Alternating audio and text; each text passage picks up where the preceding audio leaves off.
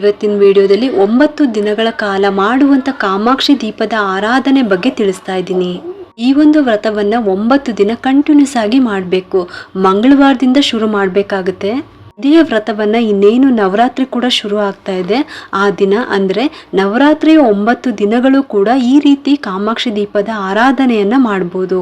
ನೀವು ನವರಾತ್ರಿಯಲ್ಲಿ ಈ ದೀಪಾರಾಧನೆ ಮಾಡ್ತೀರಾ ಅಂತ ಅಂದರೆ ಸೋಮವಾರದಿಂದ ಶುರು ಮಾಡಬೇಕಾಗುತ್ತೆ. ಅಕಸ್ಮಾತ್ ನೀವು ನವರಾತ್ರಿ ಎಲ್ಲ ಆದಮೇಲೆ ಶುರು ಮಾಡ್ತೀರಾ ಅಂತ ಅಂದರೆ ಮಂಗಳವಾರದಿಂದ ಶುರು ಮಾಡಬೇಕಾಗುತ್ತೆ. ನಾವು ಒಂದು ವ್ರತವನ್ನು ಶುರು ಮಾಡಬೇಕು ಅಂತ ಅಂದಾಗ ನಮ್ಮ ಮನಸ್ಸಿನಲ್ಲಿ ಅತಿ ಮುಖ್ಯವಾಗಿ ಮೊದಲನೇದಾಗಿ ಯಾವುದು ಈಡೇರಬೇಕು ಅಂತ ಇದೆಯೋ ಆ ಒಂದನ್ನು ಮಾತ್ರ ನಾವು ಕೇಳ್ಕೋಬೇಕು. ಖಂಡಿತವಾಗ್ಲೂ ಅದು ಈಡೇರುತ್ತೆ.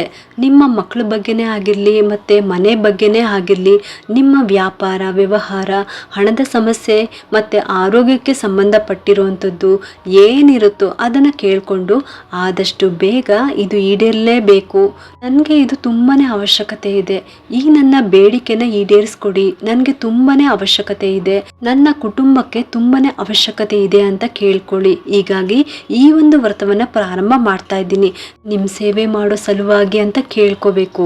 ಇನ್ನು ಜೀವನದಲ್ಲಿ ಬರುವಂಥ ಕಷ್ಟಗಳೆಲ್ಲ ನಿವಾರಣೆ ಆಗಬೇಕು ಅಂತ ಅಂದರೆ ಈ ಒಂದು ಶತ್ರುಗಳ ಕಾಟ ಇರ್ಬೋದು, ವಾಮಾಚಾರದ ಒಂದು ಸಮಸ್ಯೆ ಇರ್ಬೋದು, ಕೆಟ್ಟ ದೃಷ್ಟಿ ತಾಕೋದೇ ಆಗಿರ್ಬೋದು, ಯಾರಾದರೂ ಮನೆಗೆ ಬಂದೋದ್ರೆ ಸಾಕು, ಮನೆಯಲ್ಲಿ ಒಂದು ನೆಗೆಟಿವಿಟಿ ಅನ್ನೋದು, ಸುಮ್ಮನೆ ಮನೆಯಲ್ಲಿ ಕಿರಿಕಿರಿ ಜಗಳ ಶುರು ಆಗ್ತಾ ಇದೆ ಅಂತ ಅನ್ನೋರು, ಗಂಡ ಹೆಂಡತಿಗೆ ಅನ್ಯೋನ್ಯತೆನೇ ಇಲ್ಲ, ಒಬ್ರಿಗೊಬ್ರಿಗೆ ಇಡ್ಸೋದೇ ಇಲ್ಲ, ಮಕ್ಕಳು ಕೂಡ ಹೇಳಿದ ಮಾತು ಕೇಳೋದಿಲ್ಲ, ದುಷ್ಟ ಚಟಗಳಿಗೆ ದುಷ್ಟ ಸಹವಾಸಗಳಿಗೆ ಬಿದ್ದಿದ್ದಾರೆ, ಕೆಟ್ಟ ಆಕರ್ಷಣೆಗೆ ಒಳಗಾಗಿದ್ದಾರೆ, ಗಂಡ್ಮಕ್ಳೇ ಆಗಿರ್ಬೋದು ಹೆಣ್ಮಕ್ಳೇ ಆಗಿರ್ಬೋದು, ಗಂಡ ಹೆಂಡತಿನೇ ಆಗಿರ್ಬೋದು, ಒಬ್ರು ಮಾತು ಒಬ್ರು ಕೇಳೋದಿಲ್ಲ, ಕೆಟ್ಟ ದಾರಿ ಹಿಡ್ದಿದ್ದಾರೆ ಅಂತ ಅಂದರೆ ಅವ್ರಿಗೆ ಯಾವುದೇ ರೀತಿ ಒಡೆಯೋದು ಬೇಡ, ಬೈಯೋದು ಬೇಡ, ಬುದ್ಧಿ ಮಾತನ್ನು ಹೇಳೋದು ಬೇಡ.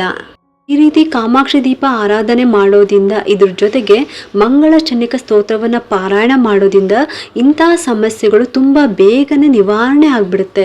ಇದನ್ನ ನೀವು ನವರಾತ್ರಿಯ 9 ದಿನಗಳು ಕೂಡ ಮಾಡ್ಬೋದು, ಅಥವಾ ನೀವು ನವರಾತ್ರಿ ಎಲ್ಲ ಆದಮೇಲೆ ಶುರು ಮಾಡ್ತೀರಾ ಅಂತ ಅಂದರೂ ಕೂಡ 8 ಮಂಗಳವಾರ, 16 ಮಂಗಳವಾರ, 21 ಮಂಗಳವಾರ ಈ ರೀತಿ ನಿಮ್ಮ ಅನುಕೂಲಗಳನ್ನು ನೋಡ್ಕೊಂಡ್ಬಿಟ್ಟು ನೀವು ಇಂತಹ ವಾರದಲ್ಲಿ ಮಾಡ್ಕೋಬೋದು. ನಾವು ಯಾವುದೇ ವ್ರತ ಪ್ರಾರಂಭ ಮಾಡಿದ್ರು ಮಂತ್ರ ಸ್ತೋತ್ರ ಅಷ್ಟೋತ್ತರಗಳನ್ನು ಉಚ್ಚಾರಣೆ ಮಾಡ್ತೀವಿ ಅಂತಂದರೆ ಮನಸ್ಸು ಶುದ್ಧವಾಗಿರಬೇಕು. ಶುದ್ಧವಾದ ಮನಸ್ಸಿನಿಂದ ಪೂಜೆ ಮಾಡಬೇಕು ಅಂತ ಹೇಳ್ತಾರೆ. ಮನಸ್ಸು ಮಾತ್ರ ಶುದ್ಧವಾಗಿದ್ರೆ ಸಾಲದು, ನಮ್ಮ ನಾಲಿಗೆ ಕೂಡ ಶುದ್ಧವಾಗಿರಬೇಕು. ಯಾಕಂತಂದರೆ ಯಾವ ದಿನ ನಾವು ಪೂಜೆ ಮಾಡಿರ್ತೀವೋ, ಮಂತ್ರ ಸ್ತೋತ್ರಗಳನ್ನು ಹೇಳಿರ್ತೀವೋ, ಅಷ್ಟೋತ್ತರಗಳನ್ನು ಮಾಡ್ಕೊಂಡಿರ್ತೀವೋ ಆ ದಿನ ಕೆಟ್ಟ ಮಾತನ್ನು ಹಾಡಬಾರ್ದು, ಬೇರೆಯವ್ರನ್ನ ಬೈಬಾರ್ದು, ಬೇರೆಯವ್ರಿಗೆ ಶಾಪ ಕೂಡ ಹಾಕಬಾರ್ದು, ಇನ್ನು ಬೇರೆಯವರ ಬಗ್ಗೆ ಯಾವುದೇ ರೀತಿ ಕೆಟ್ಟದಾಗಿ ಮಾತಾಡಬಾರ್ದು, ಕೆಟ್ಟ ಆಲೋಚನೆಗಳನ್ನು ಮಾಡಬಾರ್ದು. ಮನೆಯಲ್ಲಿರುವಂಥವ್ರ ಬಗ್ಗೆನೂ ಕೂಡ ಅಷ್ಟೇ, ಮಕ್ಕಳಿಗೆ ಆಗಿರಲಿ ದೊಡ್ಡವ್ರಿಗೆ ಆಗಿರಲಿ ಆ ದಿನ ಯಾವುದೇ ರೀತಿ ಕೆಟ್ಟ ಮಾತನ್ನು ಹೇಳುವಂಥದ್ದೇ ಆಗಿರ್ಬೋದು, ಬೈಯೋ ಅಂಥದ್ದು ಈ ರೀತಿ ಮಾಡಬಾರ್ದು. ಏಕೆಂದರೆ ನಾವು ಈ ರೀತಿ ಮಂತ್ರ ಸ್ತೋತ್ರಗಳನ್ನು ಹೇಳಿಕೊಳ್ಳೋದ್ರಿಂದ ನಮ್ಮ ದೇಹದಲ್ಲಿ ಒಂದು ರೀತಿ ಪಾಸಿಟಿವ್ ಎನರ್ಜಿ ಬರ್ತಾ ಇರುತ್ತೆ. ನಮ್ಗದು ನಿಜಕ್ಕೂ ಗೊತ್ತಾಗೋದೇ ಇಲ್ಲ. ದೇವಸ್ಥಾನದ ಪುರೋಹಿತರುಗಳೇ ಆಗಿರ್ಬೋದು ಅಥವಾ ದೊಡ್ಡ ದೊಡ್ಡ ಗುರುಗಳೇ ಆಗಿರ್ಬೋದು, ಅವ್ರ ಬಾಯಿಂದ ಒಂದು ಒಳ್ಳೆ ಮಾತು ಬರಲಿ, ಒಂದು ಒಳ್ಳೆ ಆಶೀರ್ವಾದ ಸಿಗಲಿ, ಅದು ಫಲಿಸುತ್ತೆ ನಮಗೆ ಅಂತ ಹೇಗೆ ನಾವು ಕಾಯ್ತಾ ಇರ್ತೀವೋ ಅದೇ ಅವ್ರಿಗೆ ಈ ಶಕ್ತಿ ಎಲ್ಲಿಂದ ಬರುತ್ತೆ ಹೇಳಿ? ಅವರು ಧ್ಯಾನ ಮಾಡೋದ್ರಿಂದ, ಮಂತ್ರ ಸ್ತೋತ್ರಗಳ ಪಠನೆ ಮಾಡೋದ್ರಿಂದ ಬಂದಿರುತ್ತೆ. ಇದೇ ರೀತಿ ಪ್ರತಿಯೊಬ್ಬರು ಕೂಡ ಆಗುತ್ತೆ. ಅಂದರೆ ಮಂತ್ರ ಸ್ತೋತ್ರಗಳಿಗೆ ಅಂತಹ ಶಕ್ತಿ ಇರುತ್ತೆ. ನಾವೇನು ಹೇಳ್ತೀವೋ ಅದು ಹಾಗೇ ಆಗುತ್ತೆ ಅಂತ ಒಂದು ಇಚ್ಛಾಶಕ್ತಿ ಪ್ರತಿಯೊಬ್ಬರು ಕೂಡ ಬರುತ್ತೆ. ಹಾಗಾಗಿ ಹೇಳ್ತಾ ಇದ್ದೀನಿ, ನಾವು ಯಾವ ದಿನ ಪೂಜೆ ಮಾಡ್ತೀವೋ, ಯಾವ ದಿನ ಮಂತ್ರವನ್ನು ಹೇಳ್ತೀವೋ, ಮಂತ್ರ ಸ್ತೋತ್ರ ಅಷ್ಟೋತ್ತರಗಳನ್ನು ಮಾಡ್ಕೊಂಡಿರ್ತೀವೋ, ದೇವರ ನಾಮಗಳನ್ನು ಜಪ ಮಾಡಿರ್ತೀವೋ ಅಂತಹ ದಿನ ಆದಷ್ಟು ಕೂಡ ಕೆಟ್ಟ ಮಾತುಗಳನ್ನು ಹೇಳೋದು, ಬೇರೆಯವ್ರ ಬಗ್ಗೆನೇ ಆಗಿರಲಿ ಮನೆಯವ್ರ ಬಗ್ಗೆನೇ ಆಗಿರಲಿ ಮಾತಾಡಬಾರ್ದು. ನಮ್ಮ ದೇಹ ಶುದ್ಧಿ ಜೊತೆಗೆ ನಮ್ಮ ಮನಸ್ಸು, ನಮ್ಮ ಆಲೋಚನೆ, ನಾಲಿಗೆ ಪ್ರತಿಯೊಂದು ಕೂಡ ಶುದ್ಧವಾಗಿರಬೇಕು. ಈ ರೀತಿ ಮಾಡೋದ್ರಿಂದ ಆ ದಿನ ನಾವು ಎಷ್ಟು ಕಟ್ಟುನಿಟ್ಟಾಗಿ ಯೋಚನೆಗಳನ್ನು ಮಾಡ್ತಾ, ಒಳ್ಳೆ ಮಾತುಗಳನ್ನು ಆಡ್ತಾ ದೇವರ ಧ್ಯಾನದಲ್ಲಿ ಇರ್ತೀವೋ, ನಾವು ಮಾಡಿರುವಂಥ ಪೂಜೆಗೆ ಅಷ್ಟೇ ಫಲಗಳು ಸಿಗುತ್ತೆ. ಹಾಗಾಗಿ ಹೇಳ್ತಾ ಇದ್ದೀನಿ, ದಯವಿಟ್ಟು ಯಾರೂ ಕೂಡ ತಪ್ಪಾಗಿ ತಿಳಿಬೇಡಿ. ಒಳ್ಳೆಯವ್ರಿಗೆ ಕಷ್ಟ ಜಾಸ್ತಿ, ಒಳ್ಳೆಯವ್ರನ್ನ ದೇವರು ತುಂಬನೇ ಪರೀಕ್ಷೆ ಮಾಡ್ತಾರೆ ಅಂತ ಅಂದರೆ ಈ ಜನ್ಮದಲ್ಲಿ ನಾವು ಒಳ್ಳೆಯವರೇ ಆಗಿರ್ಬೋದು, ಆದರೆ ಇಂದಿನ ಜನ್ಮದಲ್ಲಿ ನಾವು ಮಾಡಿರುವಂಥ ಕರ್ಮದ ಫಲಗಳನ್ನು ಈ ಜನ್ಮದಲ್ಲಿ ನಾವು ಅನುಭವಿಸ್ತಾ ಇದ್ದೀವಿ ಅಂತ ತಿಳ್ಕೊಳ್ಳಿ. ದೇವರು ಯಾರಿಗೂ ಕೂಡ ಹುಟ್ಟಿದಾಗಿಂದನೇ ಸಾಯೋವರೆಗೂ ಕಷ್ಟಗಳೇ ಕೊಡೋದಿಲ್ಲ. ಪ್ರತಿಯೊಬ್ಬ ವ್ಯಕ್ತಿಗೂ ಕೂಡ ಒಂದು ಒಳ್ಳೆ ಟೈಮ್ ಅನ್ನೋದನ್ನು ಕೊಟ್ಟಿರ್ತಾರೆ. ಅದನ್ನು ನಾವು ಉಪಯೋಗಿಸ್ಕೊಳ್ಳುವಂಥ ವಿವೇಕ ಬುದ್ಧಿ ನಮಗಿರಬೇಕು. ಹಾಗಾಗಿ ಇನ್ನು ಮುಂದೆ ಇಂಥ ಆಲೋಚನೆಗಳನ್ನು ಬಿಟ್ಬಿಡಿ. ಆಗೋದೆಲ್ಲ ಒಳ್ಳೆಯದಕ್ಕೆ ಅಂತ ಖುಷಿಯಾಗಿ ದಿನವನ್ನು ಕಳಿಬೇಕು.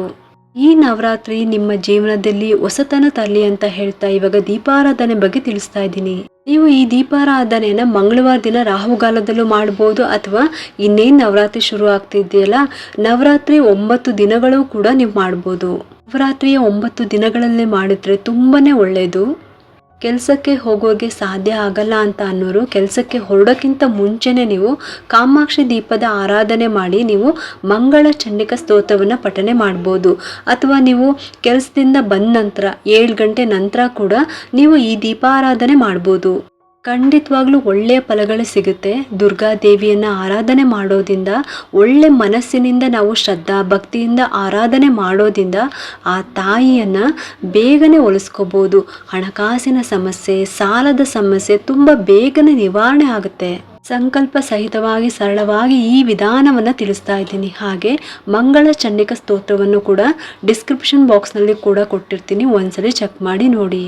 ಹೊಸದಾಗಿ ಕಾಮಾಕ್ಷಿ ದೀಪ ತೊಗೊಂಡಿದ್ರೆ ಕಾಮಾಕ್ಷಿ ದೀಪ ಹಚ್ಚುವಂಥ ಪದ್ಧತಿ ಇಲ್ಲ, ನಮ್ಮ ಮನೆಯಲ್ಲಿ ಇಲ್ಲ, ನಾವು ಹೇಗೆ ಪೂಜೆ ಮಾಡೋದು ಅಂದರೆ, ನೀವು ನಿಮ್ಮ ಮನೆ ದೇವ್ರ ಮುಂದೆ ಯಾವ ದೀಪಗಳನ್ನು ಹಚ್ಚಿರ್ತೀರೋ ಅದೇ ದೀಪಕ್ಕೆ ಪ್ರತಿದಿನ ಸಂಜೆ ಸ್ವಲ್ಪ ತುಪ್ಪನ ಹಾಕಿಬಿಟ್ಟು ದೀಪನ ಹಚ್ಚಿ ಈ ಒಂದು ಮಂಗಳ ಚಂಡಿಕಾ ಸ್ತೋತ್ರವನ್ನು ನೀವು ಓದ್ಬೋದು. ನೀವು ಕಾಮಾಕ್ಷಿ ದೀಪನ ಎಲ್ಲಿ ಇಡಬೇಕು ಅಂತ ಅಂದ್ಕೊಂಡಿದ್ರೋ ಅಲ್ಲೇ ನೆಲನ ಒರೆಸ್ಕೋಬೇಕು.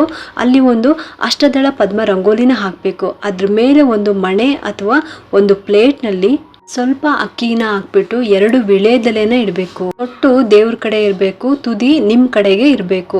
ಆ ವಿಳೆದೆಲೆ ಮೇಲೆ ಸ್ವಲ್ಪ ಅರಿಶಿನ ಕುಂಕುಮ ಅಕ್ಷತೆನ ಹಾಕ್ಬಿಟ್ಟು ಬಿಡಿ ಹೂನ ಇಟ್ಬಿಟ್ಟು ಅದ್ರ ಮೇಲೆ ಕಾಮಾಕ್ಷಿ ದೀಪವನ್ನು ಇಡಬೇಕು.